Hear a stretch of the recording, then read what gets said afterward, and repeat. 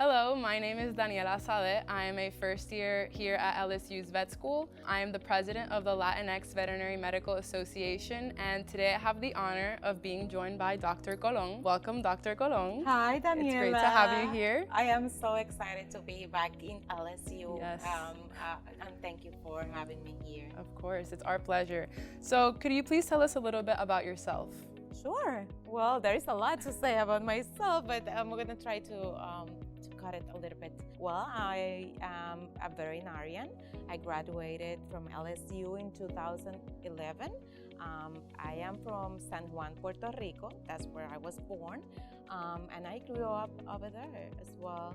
I wanted to be a vet since I was a child. That was my big dream. You know, something that is interesting, and I need to say this, I didn't like to study when I was a kid. I was a bad student, like really.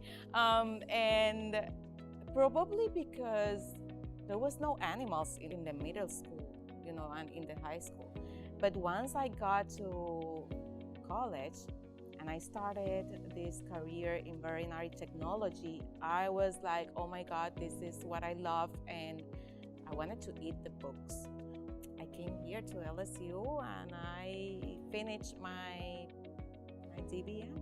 Well, it's great to have a fellow alumni here with us today. What is your favorite part of your culture and your heritage coming from Puerto Rico? I think I love everything. I'm a very proud Puerto Rican and Latin. I think the language is one of our, main things. I would love to speak a little bit Spanish at some point here, but we also have a mixture of races. Like we have the Spanish, we have the indigenous, the African, and I will say we have a big influence from American culture as well. So we have all this mixture, and also, the food, the music. Like we love music. We are happy people, warm, and I think everywhere I go, when I say I'm a Puerto Rican, they know us. It's like. It's like a big family. Yes. I agree completely. So having this multicultural background that we just spoke of, how do you think that has helped you throughout your career? First, when I came to LSU, I felt that we as Puerto Rican brought some diversity to our class. Also, after we graduated, I went to Florida and I was able to give, time, attention to not only Latin people, but also to American people. So having that bilingual background, I think it's easy for us also to understand different cultures since we are a mixture of them, and to adapt more easily to the changes. Yeah, I can see that. On a more personal note, what has been your greatest personal achievement? Oh, I'm gonna cry. I'm really gonna cry. It's okay. I think that, becoming a vet, because that was my big dream, and then being elected as a president of the PRVMA. It was something that at some point I said, when I go back to Puerto Rico one day, I want to be the president. But, it just stayed there. And then suddenly the opportunities just came and it happened, so. Yeah, I mean, it's an amazing achievement and you should be very proud of yourself. Throughout your years in vet school, did you have a mentor? And if so, do you think that having a mentor contributed to your success as a veterinarian? I did have a mentor. When I started vet school, it wasn't a mentor inside vet school. It was my mentor in Puerto Rico. And he helped me definitely to go through the first semester where I was like, oh my God, this is too much, I cannot do it. But he did help me a lot. And then here at vet school, I did have another mentor. She was Dr. Geiger. She was an oncologist here. And I mean, she was always there to just push me forward, and help me understand that I could do. So yes, I think it is important to have a mentor. Yeah, I have a mentor as well. My mentor, I would say I have one in Puerto Rico who actually influenced me a lot in like my goals in being an ophthalmologist in the future. And then here, Dr. Nevares, I think he's just the greatest yes, ever. He So is. I agree, He but is. I still have so much left to get Yes, through. But but it's good. It's good to have someone, you know, to hold you in the way and to hold your hand and tell you you can do it and give you a little bit of direction because we do need sometimes rerouting sometimes. Yes, definitely. What made you choose LSU's School of Veterinary Medicine? Because it's wonderful. It's the best school in the country. It has a great program, a great veterinary program. You know, it's well recognized, and it was the perfect place. It had a lot of aspects, like the people. I knew people here. I lived in New Orleans in 2001. And I lived there for about 6 months. And my brother used to live in New Orleans as well, for 8 years. So we developed this love for Louisiana, yes. And I mean, I love the South and I love the culture here and the weather, you know, so it was perfect. The food, I mean, at the beginning it was spicy for me, but I have to say that, I mean, at the end, like I had to go and eat crawfish the other day. Like that was the first thing I wanted to eat when I got here. So yes, the food is great as well. The people, everything. Yes, definitely. I love the people here too. What is your favorite part of being a veterinarian? I love to be a community leader. You know, our profession is respected every day more and more. And also we are educators. So people come to us to take care of their animals, but also to take care of their family, because we know animals can actually transmit diseases, and at the end, they can also affect the family. So we are part of the medical care of the family. No, definitely, I agree. I always feel like veterinarians are kind of like the bridge between the people and the animals, and we kind of do that middle work. Yeah, definitely. And sometimes I feel like people come also to us as, you know, with medical issues, and they want us to diagnose them or to, and I'm like, no, I can do your pet, but you should go to your doctor. I think they trust us, really, in many times in different things. So what do you think are the characteristics for being a successful veterinarian? I will start with, I think success is something that is very personal from person to person.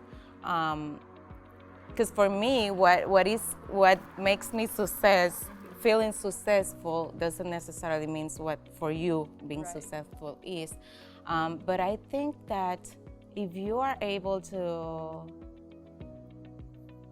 reach your goals, you are in balance with yourself in your personal life and your professional life, you're honest. Yeah, that for me is, you know, maintain good relationships and keep your feet in the earth with things, being a people person, you know. All of those things make you have that feeling of being successful. Not necessarily the economic aspect, it will help, but there are other things that are very important. I agree with that. So, what is your favorite memory from vet school? Going down memory lane a little bit here. Oh my God, so many memories. The start is everywhere, you know, but probably clinics.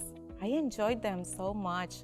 It was like that final path of the way where you finally feel like, oh my God, I'm getting there. My dream, you know, is almost, I'm already like touching animals, I'm diagnosing and soon to be a vet.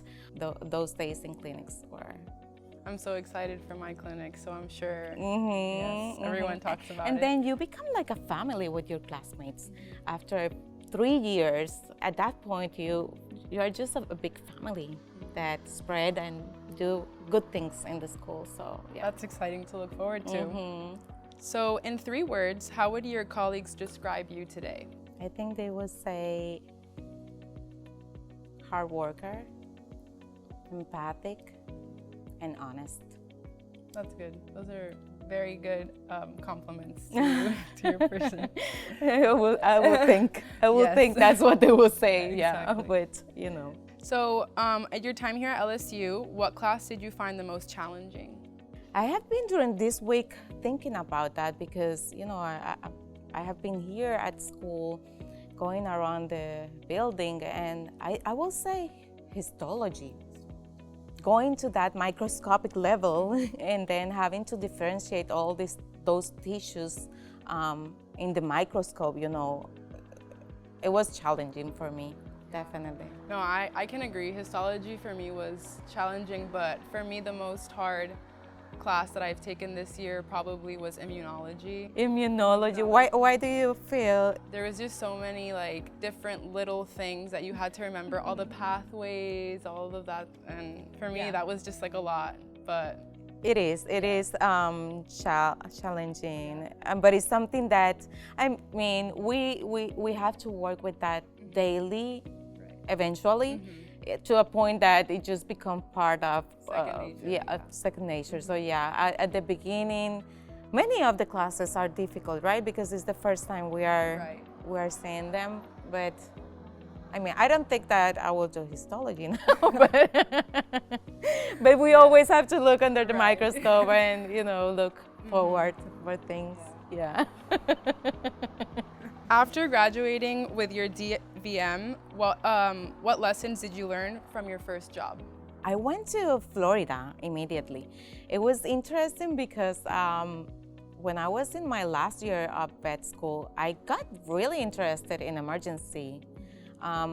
So critical care and emergency. So I started that job, and I really didn't feel like all these recent graduates, you always feel you don't know. Unprepared. Yeah, you're like, oh my God, what I'm gonna do. But really, veterinary medicine is about teamwork. And when I got to that hospital, the technicians were so good. They were licensed techs, they had experience, they helped me through the difficult times. And you learn that you don't have to know everything. The books are there, and you are gonna recognize things when you see them. You have the knowledge, it's a lot of information, but the knowledge is there, and when you need it, it comes out, or you will know where to find it. And you always have colleagues who you can call. It's normal. 12 years after I graduate, I call a colleague, and it's like, I have this difficult case, what do you think? And we talk about it. So I think that's one of the things that you learn during that first year. But teamwork, yes. We are not alone. We are not going out there to be alone. We are going to work with other people, and we are all gonna help each other. So in your career as a veterinarian, what situation or experience has impacted you the most? I think Hurricane Maria was a big thing in Puerto Rico. It was a start over again for many of us in different areas. But for me, it was a big thing mentally, personally, and professionally. And it also was a reset.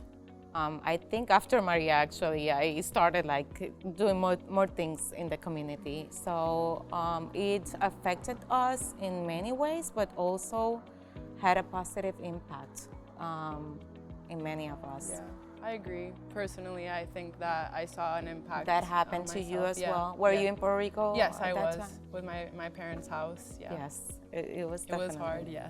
But we made it. Yes, and that's life. Exactly. Hard times, and then when you look backward, we learned so much. Yes. What are the most important changes you have seen in veterinary medicine in Puerto Rico? The most important one that I have to recognize is that more and more often people are taking care of animals as if they are part of the family. And for me, that's a big thing. I remember when I came to the United States, that was something that, oh, here in the United States, pets are part of the family, but in Puerto Rico, not so much, and this and that. And more, every day, more and more, I see people, especially young people, who come to the hospital. Maybe they don't have kids, but their pet is like their kid, Right. and they are very conscious of the health of the pet. That's a big step in education. And that's the other thing. Like, we are trying to educate as veterinarians, but people are looking to get educated as well. They want to search more information. And that's important too. Yes. Yes. So what drove you to get involved in the Colegio de Médicos Veterinarios de Puerto Rico and ultimately become the president of this prestigious organization? I think in life, opportunities come and you are not always searching them. Sometimes they just appear. And at some point, I don't know if I think I mentioned it before, but when I was in vet school, at some point I said, if I go back to Puerto Rico one day, I would like to be the president of the VMA over there.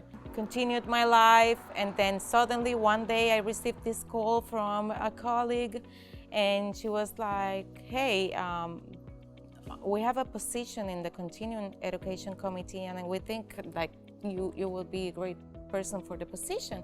And I was like, oh my God, I don't know anything about that, but okay, let's do it. And I became the president of that committee, the Continuing Education Committee. And then from there, I worked for 3 years in the committee, I think, with an excellent team of other colleagues that wanted to bring that education to another level. And then I was asked to be the president of the colegio. At the beginning, I was like, oh my God, I don't know. Is this the time? I am prepared. So many questions. Sometimes you doubt of yourself, and really the opportunity was there, and I was like, I'm gonna do it.